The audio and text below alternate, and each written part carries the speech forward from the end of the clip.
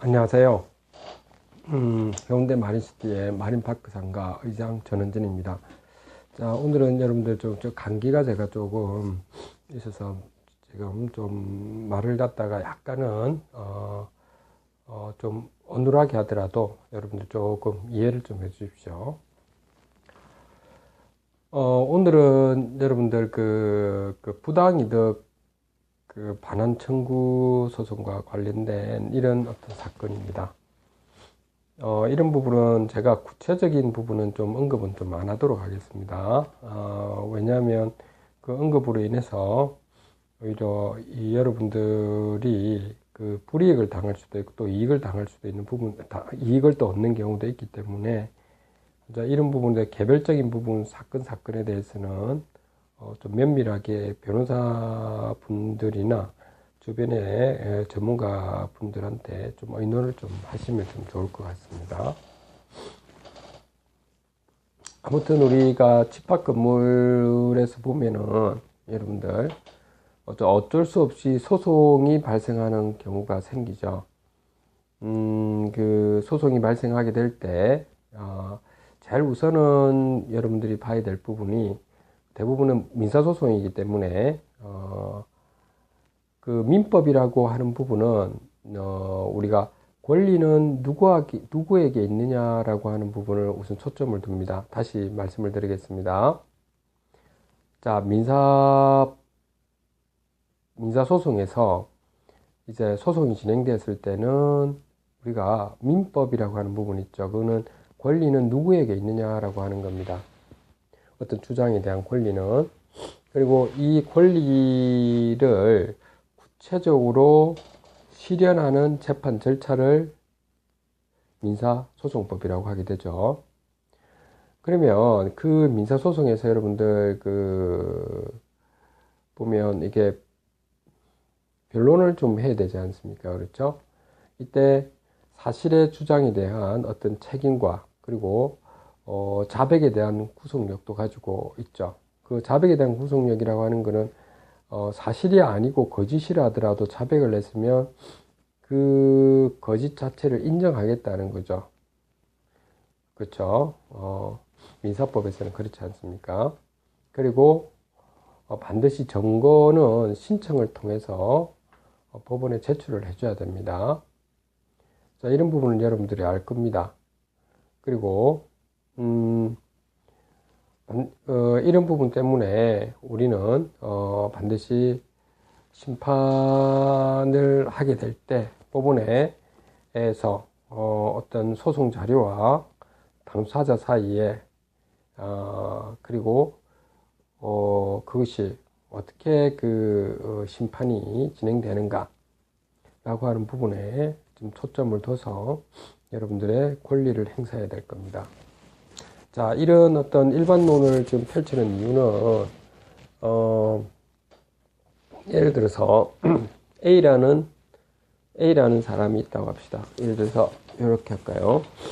어떤 사람이, 요 모나미 볼펜처럼 이렇게 생긴 어떤 사람 A라는 사람이 있고, 그리고 요 B라는 사람이 있다고 하죠. 그 A라는 사람과 B라는 사람 사이에, A라는 사람이 B라는 사람한테, 자신의 어떤 권리가 있기 때문에 의무를 B라는 사람한테 의무를 요청합니다. 그러면은 그 돈이 될 수가 있을 겁니다. 예를 들어서 관리할 때에 그 관련된 돈이 될 수가 있겠죠. 그렇죠. B라는 사람한테 당신은 우리가 지금 관리를 했기 때문에 건물을 B라고 하는 당신이 의무로 당연히 그 관리에 대한 관리비를 여러분 B라는 분들은 이제 납부하셔야 됩니다라고 했다고 하겠습니다. 만약에 이 둘 사이에 예를 들어서 여기가 관리업체고 여기가 관리단이라고 해볼게요. 둘 사이에 당사자로 인해 가지고 당사자 사이에 계약을 맺었다 라고 한다면 이 권리에 대한 어떤 주장과 물론 거기에 따른 소송 자료가 있어야 되겠죠. 그러면 의무를 져야 되는 거에 되죠. 그리고 부당한 과도한 그 권리를 행사한다면 거기에 따른 적절한 변론도 물론 할 거라고 봅니다. 이렇게 우리는 있죠. 권리를 실현하는 이 과정에서 중요한 것은 어쨌든 우리가 돈을 주고받고 하는 건 채권이기 때문에 당사자 사이에 일어나고 있는 거죠. 그런데 만약에 A라는 사람과 B라는 사람이 A라는 사람과 B라는 사람 사이에는 어떠한 계약 관계가 없었다고 하겠습니다. 없었고 요 어떤 C라는 사람 여러분들이 잘 알고 있을 겁니다. 요 관리업체가 있을 거고요. 처음에는 시행사가 있겠죠. 요 B라는 회사, B라는 시행사. 보통은 처음 분양을 할 때는 시행사에서 관리업체를 데려가 오죠, 그렇죠? 이런 종속 관계를 보통을 가지게 되죠. 현실적으로도 그렇게 될 수밖에 없는 구조가 되는 거죠. 분양이 얼마 안 되는 경우에는 실질적으로 건물 관리를 해야 되기 때문에 임시 관리인으로서 이렇게 시행사가 또는 뭐 시행사가 위임을 해준 신탁사가 될 수도 있을 겁니다. 어쨌든 간에 저는 통칭해서 시행사에서 맡아서 아마 해야 될 거라고 봅니다. 자, 그러면은 이 관리업체랑 처음에 이 관리업체랑의 계약 관계는 누구하고 그 계약을 했었죠? 통상적인 계약은 그렇죠. 시행사하고 계약을 한 거죠. 그러면 여기에 있는 제3자인 아직 그 묵시적인 관리단이 형성되긴 했지만 관리단 집회를 통해서 관리단 조직이 구성되어 있지 않은 이러한 우리가 이렇게 이제 여기를 이번에는 요 A라고 하고 여기를 B라고 하고 여기를 C라고 해서 C 입장에서는 실질적으로 관리업체하고 어떤 관계를 즉 계약 관계를 맺지는 않았을 겁니다. 자, 그런 상황에서 이제 어떤 이유였었든지 간에 어떤 관계에 의해서 관리업체가 나갈 수밖에 없는 상황이었다고 합시다. 그 나갈 수밖에 없는 상황이 관리단 집회를 통해서 퇴출이 되든지 어떤 이유든 간에 아니면 시행사와 관리업체 사이의 관계였든지 간에 계약관계 해제든 간에 어떤 이유에서든 간에 그러면 여기 우리가 이제 관리단이 조직이 되면서 있죠. 이제 건물 관리를 새로운 관리업체를 통해서 진행을 하고 있을 때 그러면 처음에 있는 요 A라는 관리업체가 요 C라는 관리단이 조직되고 있는 경우에 대해서 내가 청구를 할 수 있는가라고 하는 겁니다. 지금까지 여러 가지 관리비라든지 이런 부분에 대해서 자기는 돈을 받지 못했다든지 여러 가지 사항들에 대해서 청구를 할 수 있는가? 그리고 개개인에 대한 구분 소유자들이나 좀 임차인분들한테 과연 이 친구들이 청구를 할 수 있는가라고 하는 겁니다.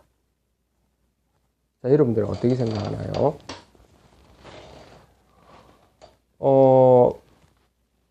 우리가 그 계약법에 의하면 여러분들 잘 생각해 보시면 요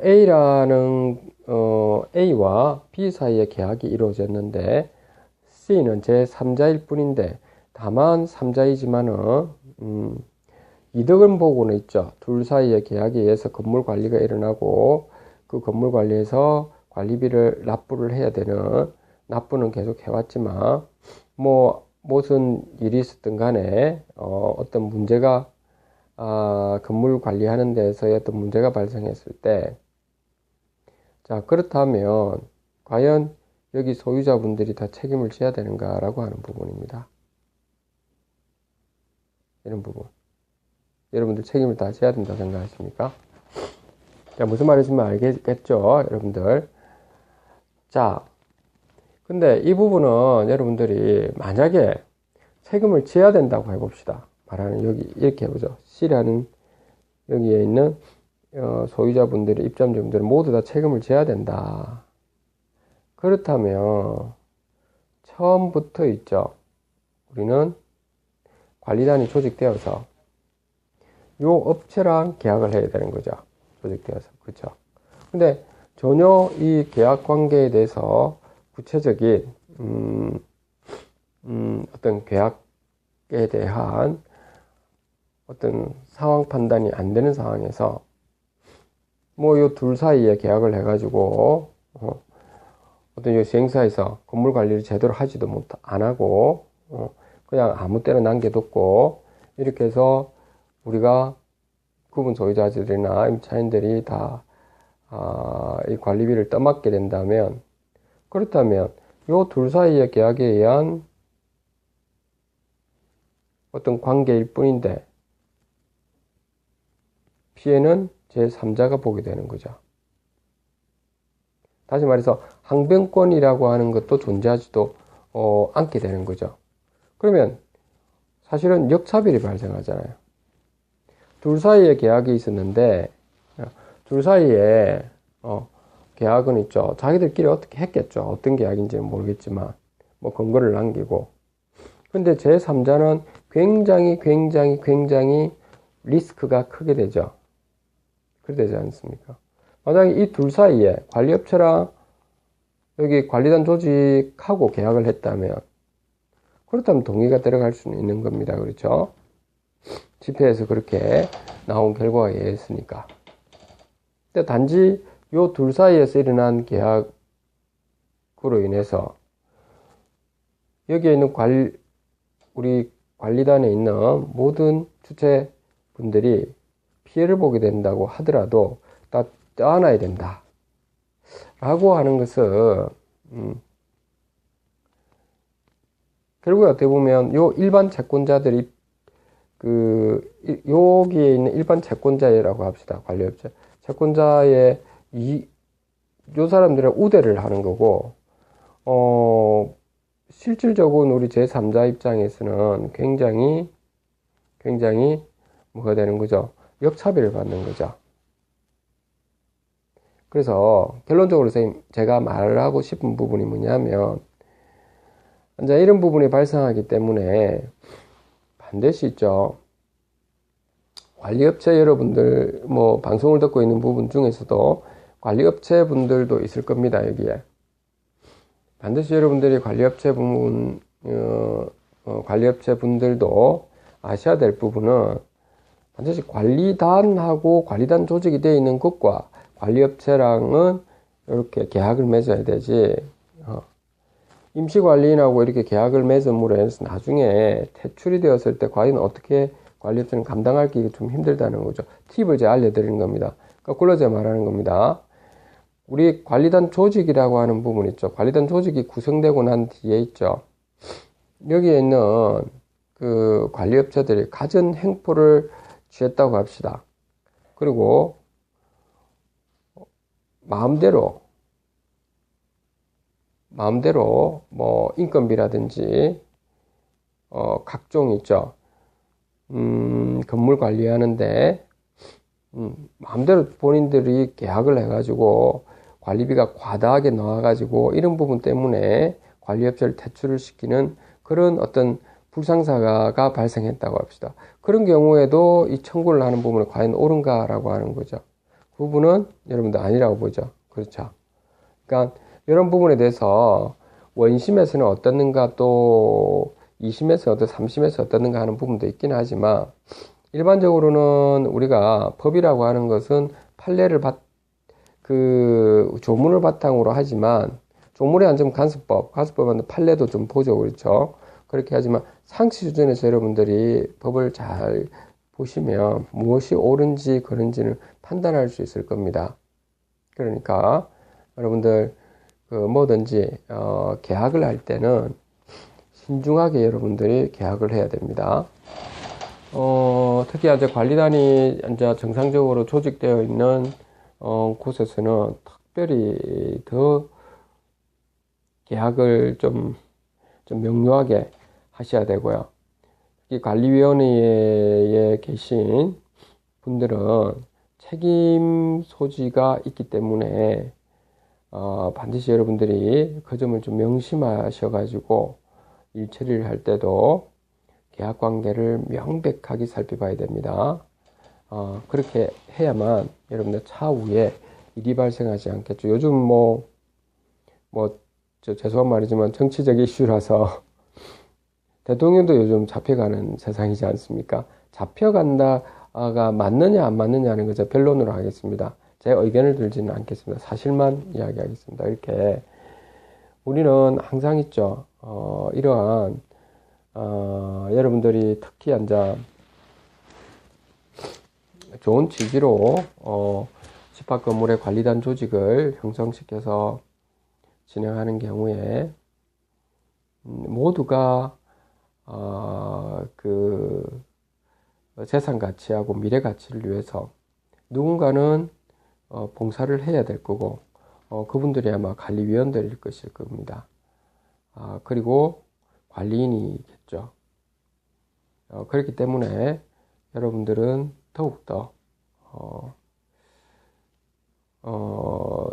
좀 공과 사를 좀 구별해야 될 것 같고, 한 본인의 개인의 이익을 위해서 아니면 정치적 색채 때문에 전체 건물에 대한 관리와 미래 가치를 훼손하는 부분은 상당히 좀 문제가 생길 거고, 차후에 이런 부분 때문에 법적인 절차에 의해서 소송도 걸리고 이런 부분이 많이 발생합니다. 그렇죠?